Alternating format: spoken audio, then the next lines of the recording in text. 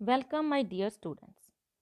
ਅੱਜ ਆਪਾਂ ਤੁਹਾਡੇ 10th ਕਲਾਸ ਦੇ ਮਾਡਲ ਟੈਸਟ ਪੇਪਰ ਦਾ ਪਾਰਟ ਨੰਬਰ 2 ਕਰ ਰਹੇ ਹਾਂ। ਪਾਰਟ ਨੰਬਰ 2 ਮਤਲਬ ਪਾਰਟ 1 ਦੇ ਵਿੱਚ ਮੈਂ ਕੁਝ ਕੁਐਸਚਨਸ ਸੋਲਵ ਕਰ ਦਿੱਤੇ ਸੀ। ਦੇਖੋ ਕਿੱਥੇ ਤੱਕ ਸੋਲਵ ਕੀਤੇ ਸੀ ਆਪਾਂ ਨੇ 7th ਦੇ ਇਸ ਕੁਐਸਚਨ ਤੱਕ ਆਪਾਂ ਉਸ ਵੀਡੀਓ ਦੇ ਵਿੱਚ ਸੋਲਵ ਕਰ ਲਏ ਸੀ। ਹੁਣ ਆਪਾਂ ਇਸ ਤੋਂ ਨੈਕਸਟ ਚੱਲ ਰਹੇ ਹਾਂ ਬੇਟਾ। ਆਪਾਂ ਕਰ ਰਹੇ ਹਾਂ 7th ਦਾ ਜਾਂ ਵਾਲਾ ਕੁਐਸਚਨ। ਠੀਕ ਹੈ ਜੀ, ਇਹਨੂੰ ਪੜ੍ਹੋ ਧਿਆਨ ਨਾਲ। ਇੱਕ ਮੀਨਾਰ ਦੇ ਆਧਾਰ ਬਿੰਦੂ ਤੋਂ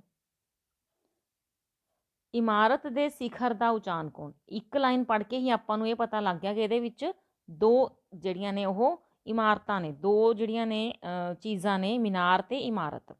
ਪਹਿਲਾਂ ਮੀਨਾਰ ਦੇ ਆਧਾਰ ਤੋਂ ਇਮਾਰਤ ਦੇ ਸਿਖਰ ਵੱਲ ਦੇਖਣਾ 30 ਡਿਗਰੀ ਦਾ ਕੋਣ ਬਣਦਾ ਹੈ।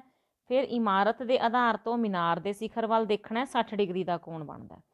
ਮੀਨਾਰ ਦੀ ਉਚਾਈ ਆਪਾਂ ਨੂੰ ਦਿੱਤੀ ਹੋਈ ਹੈ ਤੇ ਇਮਾਰਤ ਦੀ ਉਚਾਈ ਆਪਾਂ ਪਤਾ ਕਰਨੀ ਹੈ। ਤਾਂ ਬੇਟਾ ਇਹਦੇ ਲਈ ਸਭ ਤੋਂ ਪਹਿਲਾਂ ਆਪਾਂ ਨੂੰ ਇਹਦੀ ਫਿਗਰ ਡਰਾ ਕਰਨੀ ਪਊਗੀ। ਹਾਂਜੀ, ਹੁਣ ਆਪਾਂ ਇਹਦੀ ਫਿਗਰ ਡਰਾ ਕਰਦੇ ਹਾਂ। ਹਾਂਜੀ ਦੇਖੋ ਬੇਟਾ, ਫਿਗਰ ਡਰਾ ਹੋ ਚੁੱਕੀ ਹੈ।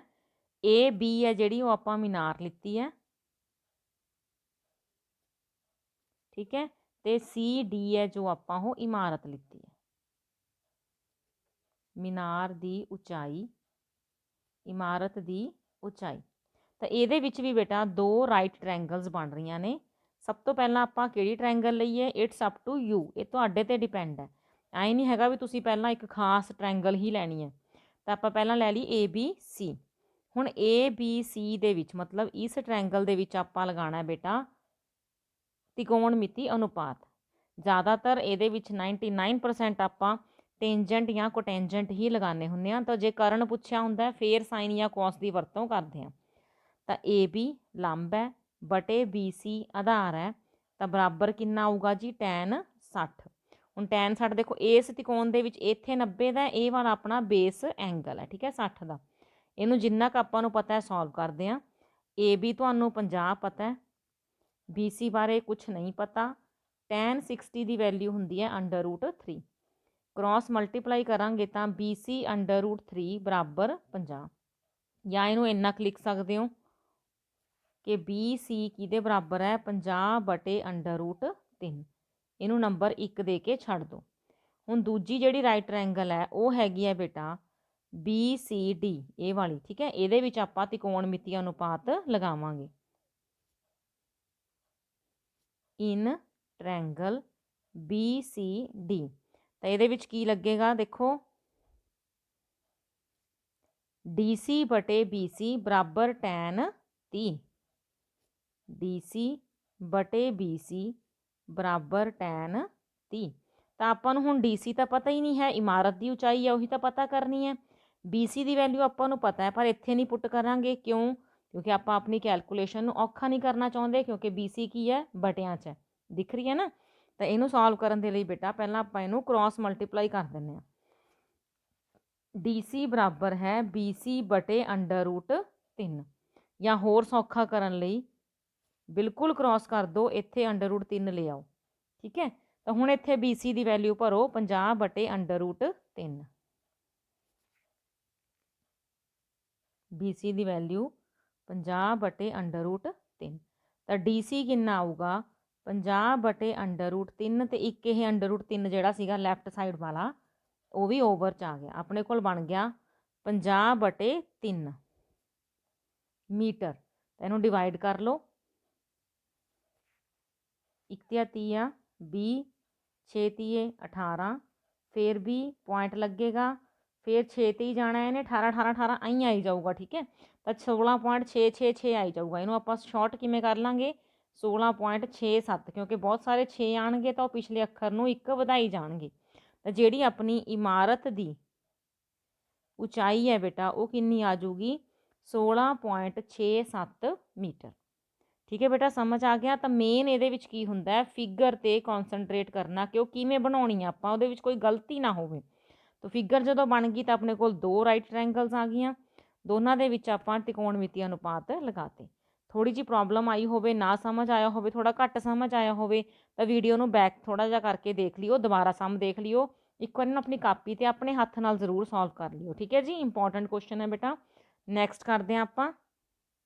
हाँ जी, 8वां क्वेश्चन है बेटा रचना वाला 11वें चैप्टर ਦੇ ਵਿੱਚੋਂ 4 ਸੈਂਟੀਮੀਟਰ ਅਰਧ ਵਿਆਸ ਦੇ ਚੱਕਰ ਤੇ 6 ਸੈਂਟੀਮੀਟਰ ਅਰਧ ਵਿਆਸ ਦੇ ਸਮਕੇਂਦਰੀ ਮਤਲਬ ਕਨਸੈਂਟਰਿਕ ਸਰਕਲ ਦੇ ਕਿਸੇ ਬਿੰਦੂ ਤੋਂ ਸਪਰਸ਼ ਰੇਖਾ ਦੀ ਰਚਨਾ ਕਰਨੀ ਹੈ।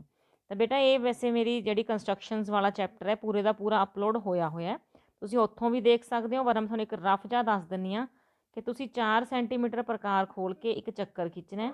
ਉਸੇ ਸਰਕਲ ਉਹ ਸੈਂਟਰ ਤੇ ਆਪਾਂ ਇੱਕ 6 ਸੈਂਟੀਮੀਟਰ ਪ੍ਰਕਾਰ ਖੋਲ ਕੇ ਚੱਕਰ ਖਿੱਚਣਾ ਹੈ, ਕਨਸੈਂਟਰਿਕ ਹੋ ਜਾਣਗੇ। ਤੁਸੀਂ ਬਾਹਰਲੇ ਚੱਕਰ ਦੇ ਉੱਪਰ ਕੋਈ ਵੀ ਪੁਆਇੰਟ ਲੈਣਾ ਹੈ, ਉਹਨੂੰ ਪੀ ਕਹਿ ਲਓ, ਸੈਂਟਰ ਨੂੰ ਉਸ ਪੀ ਨਾਲ ਮਿਲਾਉਣਾ ਹੈ। ਫਿਰ ਜਿਹੜੀ ਲਾਈਨ ਇਹ ਮਿਲਾਈ ਹੈ ਇਸ ਦਾ ਤੁਸੀਂ ਹਾਫ ਕਰਨਾ ਹੈ, ਪਰਪੈਂਡੀਕੂਲਰ ਬਾਈਸੈਕਟਰ ਕਹਿ ਲਓ ਇਹਨੂੰ। ਜਦੋਂ ਹਾਫ ਹੋ ਜਾਏਗਾ ਬੇਟਾ ਉਹਨੂੰ ਐਮ ਨਾਮ ਦੇ ਦਿਓ। ਐਮ ਤੇ ਪ੍ਰਕਾਰ ਰੱਖ ਕੇ ਓ ਜਿੰਨਾ ਜਾਂ ਪੀ ਜਿੰਨਾ ਖੋਲ ਕੇ ਇੱਕ ਆਪਾਂ ਸਰਕਲ ਡਰਾ ਕਰਨਾ ਹੈ।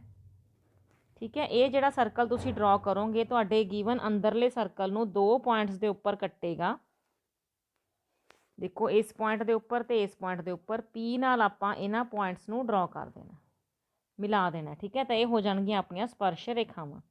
ਹੋਰ ਬੈਟਰ ਲਈ ਆਪਾਂ ਇਸ ਦੀ ਜਿਹੜੀ ਵੀਡੀਓਜ਼ ਅਪਲੋਡ ਹੋਈਆਂ ਆਪਣੀ 11th ਚੈਪਟਰ ਦੀਆਂ ਉਹਨੂੰ ਦੇਖ ਲਿਓ। ਠੀਕ ਹੈ ਜੀ, ਹੁਣ ਆਪਾਂ ਇਸ ਦਾ ਨੈਕਸਟ ਕੁਐਸਚਨ ਕਰਦੇ ਹਾਂ।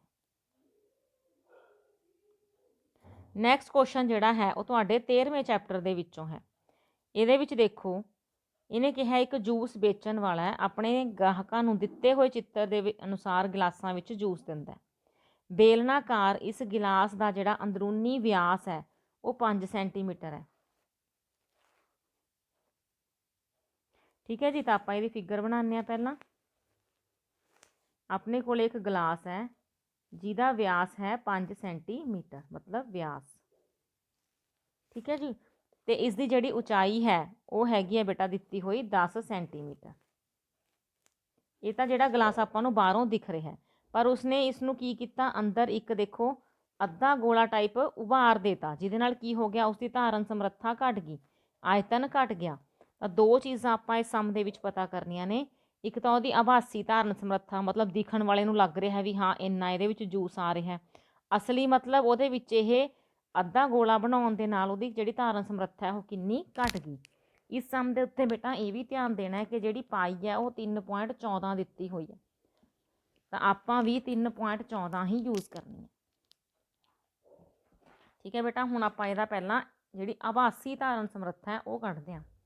ਇਹਦੇ ਲਈ ਦੇਖੋ ਆਰ ਕਿੰਨੀ ਆਊਗੀ, ਵਿਆਸ ਦਿੱਤਾ ਹੋਇਆ 5, ਤਾਂ ਅਰਧ ਵਿਆਸ ਆ ਗਿਆ 5/2। ਐਚ ਕਿੰਨਾ ਤੁਹਾਡੇ ਕੋਲੇ 10 ਸੈਂਟੀਮੀਟਰ। ਤਾਂ ਸਭ ਤੋਂ ਪਹਿਲਾਂ ਆਪਾਂ ਪਤਾ ਕਰਨਾ ਹੈ ਆਭਾਸੀ ਧਾਰਨ ਸਮਰੱਥਾ।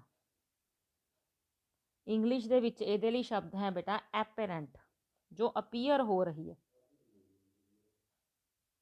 ਐਪੇਰੈਂਟ ਵੋਲਿਊਮ। ਤਾਂ ਬੇਟਾ ਫਾਰਮੂਲਾ ਕੀ ਹੁੰਦਾ ਸਿਲੰਡਰ ਦਾ, ਇਹ ਹੁੰਦਾ ਪਾਈ ਆਰ ਸਕੇਅਰ ਐਚ। ਤਾਂ ਵੈਲਿਊਜ਼ ਭਰੋ। ਪਾਈ ਦੀ ਵੈਲਿਊ ਬੇਟਾ 3.14, ਆਰ ਦੀ ਵੈਲਿਊ 5/2 ਤੇ ਐਚ ਹੈਗੀ ਹੈ ਤੁਹਾਡੇ ਕੋਲੇ 10। ਇਹ ਪੁਆਇੰਟ ਹਟਾ ਕੇ ਆਪਾਂ ਕਿੰਨਾ ਲਿਆਵਾਂਗੇ ਓਵਰ 'ਚ 100। 0 ਨਾਲ 0 ਕੱਟ ਗਈ, 5 ਦੇ ਨਾਲ ਆਪਾਂ 10 ਕੱਟ ਲਿਆ, 2 ਦੇ ਨਾਲ ਆਪਾਂ 314 ਨੂੰ ਕੱਟ ਲਓ, ਤਾਂ ਆਪਣੇ ਕੋਲ ਬਚਿਆ ਬੇਟਾ 157 ਗੁਣਾ 5/4। ਗੁਣਾ ਕਰਕੇ ਆਊਗਾ 785/4। ਜਦੋਂ ਡਿਵਾਈਡ ਕਰ ਦੋਗੇ 4 ਬਾਹਰ ਰੱਖ ਕੇ 785 ਅੰਦਰ ਰੱਖ ਕੇ ਇਹ ਆ ਜਾਊਗਾ 196.25 ਮੀਟਰ ਦੀ ਕਿਊਬ, ਕਿਉਂਕਿ ਵੋਲਿਊਮ ਹੈ। ਹੁਣ ਬੇਟਾ ਜੇ ਆਪਾਂ ਇਸ ਸਿਲੰਡਰ ਦੇ ਵਿੱਚ ਇੱਕ ਇੱਥੇ ਅੱਧਾ ਜਿਹੜਾ ਗੋਲਾ ਉਹ ਬਣਾ ਦਾਂਗੇ, ਤਾਂ ਜਿੰਨੀ ਉਹਦੀ ਧਾਰਨ ਸਮਰੱਥਾ ਇਸ ਅੱਧੇ ਗੋਲੇ ਦੇ ਆਇਤਨ ਜਿੰਨੀ ਘਟ ਜੂਗੀ। ਤਾਂ ਜੋ ਆਪਾਂ ਹੁਣੀ ਉਹਦਾ ਆਇਤਨ ਕੱਢਿਆ ਉਹਦੇ ਵਿੱਚੋਂ ਇਹ ਅੱਧੇ ਗੋਲੇ ਦਾ ਜਿਹੜਾ ਆਇਤਨ ਹੈ ਆਪਾਂ ਨੂੰ ਘਟਾਉਣਾ ਪਊਗਾ, ਤਾਂ ਉਹਦੀ ਜਿਹੜੀ ਅਸਲੀ ਧਾਰਨ ਸਮਰੱਥਾ ਆਊਗੀ। ਤਾਂ ਹੁਣ ਇੱਥੇ ਆਪਾਂ ਲਿਖਾਂਗੇ ਐਕਚੁਅਲ ਵੋਲਿਊਮ, ਅਸਲੀ ਧਾਰਨ ਸਮਰੱਥਾ।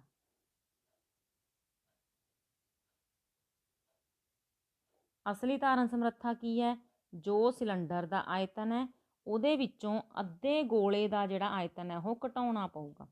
ਫਸਟ ਵਾਲੇ ਨੂੰ ਸੋਲਵ ਕਰਨ ਦੀ ਜ਼ਰੂਰਤ ਨਹੀਂ, ਕਿਉਂਕਿ ਆਪਾਂ ਆਲਰੇਡੀ ਸੋਲਵ ਕਰ ਚੁੱਕੇ ਹਾਂ। 196.25 ਇਹਨੂੰ ਸੋਲਵ ਕਰ ਲਓ ਬਸ, ਅੱਧੇ ਗੋਲੇ ਵਾਲਾ ਜਿਹੜਾ। 2/3 ਗੁਣਾ 3.14 ਆਰ ਆਪਾਂ ਕੱਢੀ ਹੋਈ ਹੈ 5/2। ਹਾਂਜੀ ਇਹਨੂੰ ਸੋਲਵ ਕਰ ਲਓ ਜਿੰਨਾ ਕੁ ਸੋਲਵ ਹੋ ਸਕਦਾ। ਪੁਆਇੰਟ ਹਟਾ ਕੇ ਆਪਾਂ ਬਟੇ 0 100 ਲਿਖ ਦੇਣਾ। 5 5 25 ਚੌਕਾ 100 ਲਿਖ ਦਿਓ। 2 ਨਾਲ 2 ਕੱਟ ਜੂਗਾ। 1 2 ਨਾਲ ਆਪਾਂ 314 ਨੂੰ ਕੱਟ ਲਓ। ਇਹ ਆ ਜਾਊਗਾ ਬੇਟਾ ਜੀ 196.25 ਮਾਈਨਸ 157 ਨੂੰ 5 ਨਾਲ ਗੁਣਾ ਕਰਾਂਗੇ 785 ਬਟੇ 'ਚ ਕੀ ਬਚ ਰਿਹਾ 3 4 ਤੇ 2 4 ਤੀਏ 12 12 ਦੂਣਾ 24।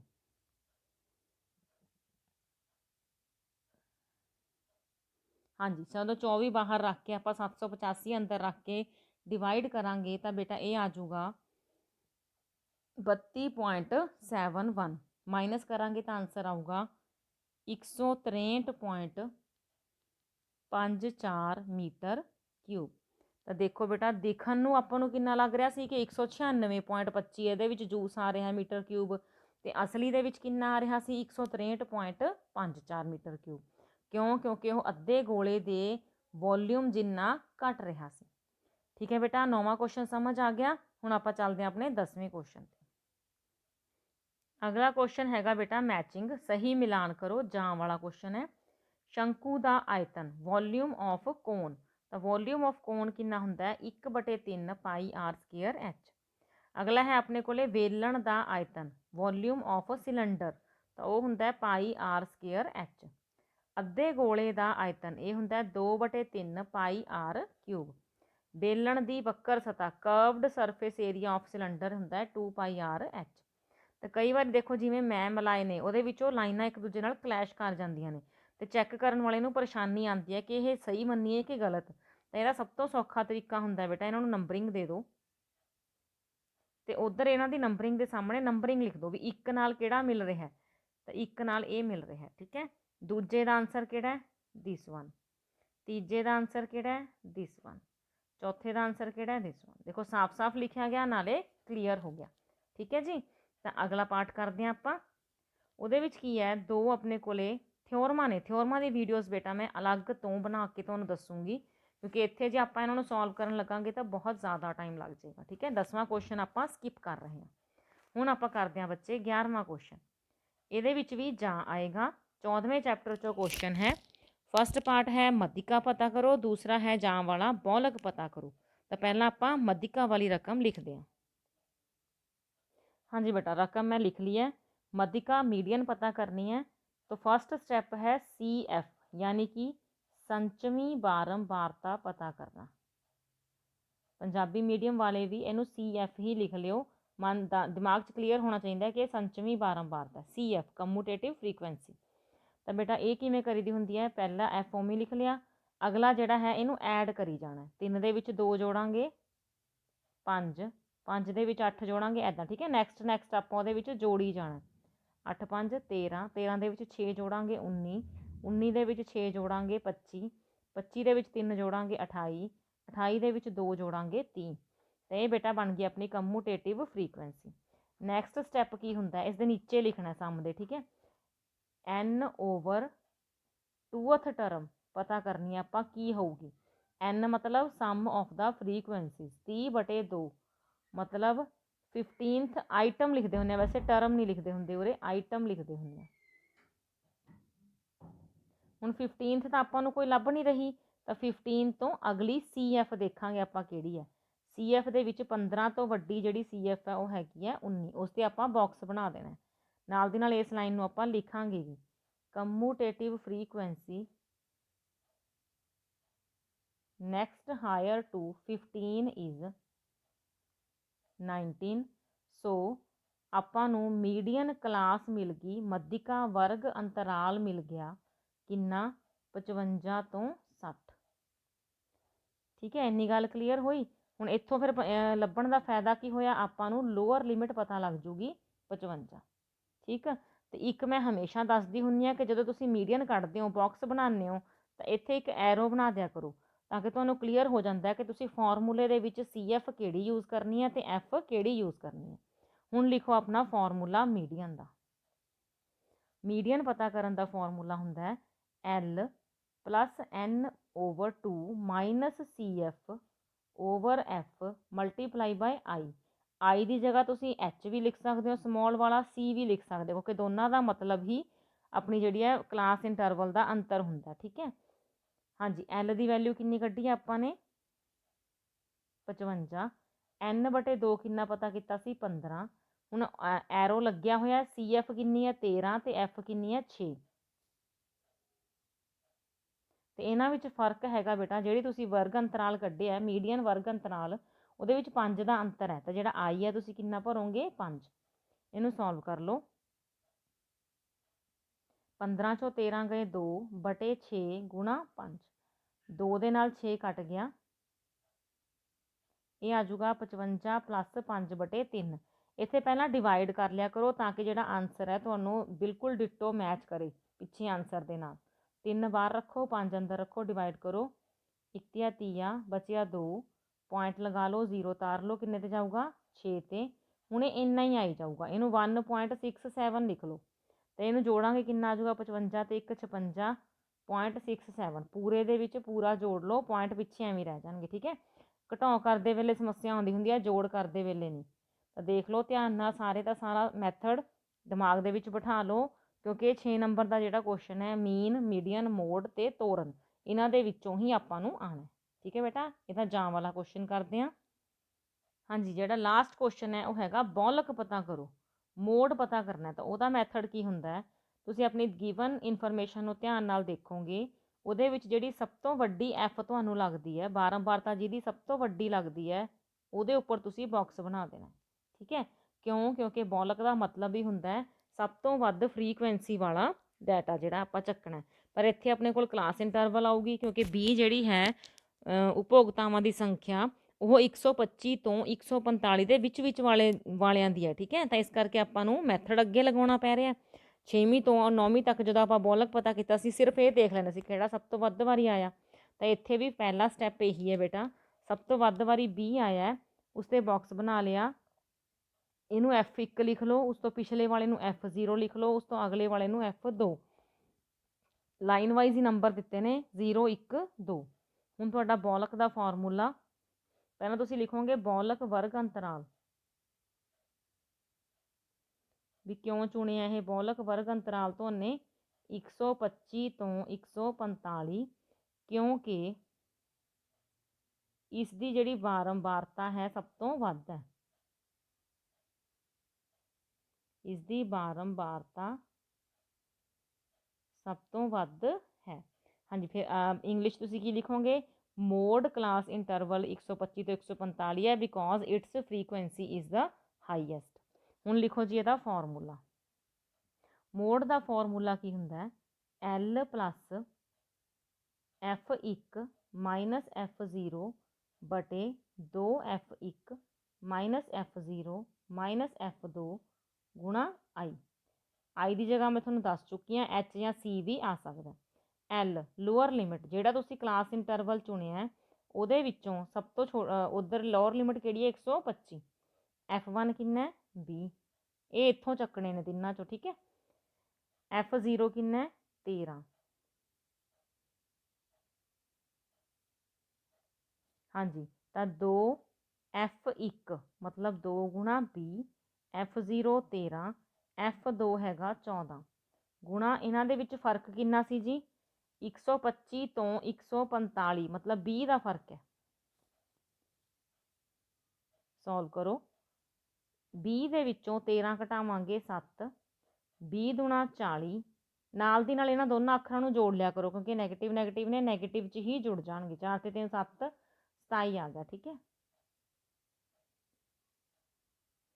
ਹਾਂਜੀ, 125 ਪਲੱਸ 7 ਬਟੇ 40 ਚੋਂ ਆਪਾਂ 27 ਘਟਾਉਣੇ ਨੇ, 10 ਚੋਂ 7 ਗਏ 3, 3 ਚੋਂ 2 ਗਏ 1, ਇਹ ਬਣ ਗਿਆ ਤੁਹਾਡੇ ਕੋਲੇ 125 ਪਲੱਸ 7 ਦੂਣੀ 14, 140 ਬਟੇ 13।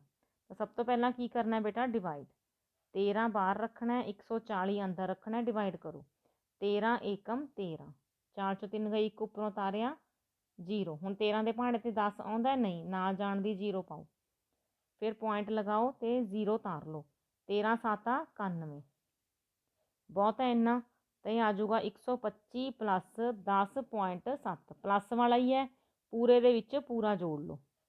125 'ਚ 10 ਜੋੜਾਂਗੇ 135.7। ਤਾਂ ਚੈੱਕ ਕਰੋ ਤੁਸੀਂ ਜਿਹੜਾ ਕੱਢਿਆ ਸੀ ਕਿ ਤੁਹਾਡਾ ਬੋਲਕ ਕਿਹਦੇ ਵਿੱਚ ਹੋਣਾ ਚਾਹੀਦਾ ਹੈ, 125 ਤੋਂ 145 ਦੇ ਵਿੱਚ ਹੋਣਾ ਚਾਹੀਦਾ ਹੈ, ਤਾਂ ਤੁਹਾਡਾ ਆਨਸਰ 135.7 ਆਇਆ। ਠੀਕ ਹੈ ਬੇਟਾ, ਮੱਧਿਕਾ ਤੇ ਬੋਲਕ ਚੰਗੀ ਤਰ੍ਹਾਂ ਸਮਝ ਆ ਗਏ। ਥਿਓਰਮਸ ਦੇ ਲਈ ਆਪਣਾ ਜਿਹੜਾ ਹੈ ਅਲੱਗ ਤੋਂ ਮੈਂ ਵੀਡੀਓਜ਼ ਬਣਾਉਂਗੀ। ਆਪਣੇ ਟਰਮ 2 ਦੇ ਇਸ ਮਾਡਲ ਟੈਸਟ ਪੇਪਰ ਦੀ ਚੰਗੀ ਤਰ੍ਹਾਂ ਤਿਆਰੀ ਕਰੋ। ਵੀਡੀਓ ਪਸੰਦ ਆਉਂਦੀ ਹੈ ਤਾਂ ਲਾਈਕ ਜ਼ਰੂਰ ਕਰ ਦਿਆ ਕਰੋ, ਤਾਂ ਆਪਣੇ ਫਰੈਂਡਸ ਨੂੰ ਸ਼ੇਅਰ ਵੀ ਜ਼ਰੂਰ ਕਰ ਦਿਆ ਕਰੋ। ਬਾਏ ਬੇਟਾ।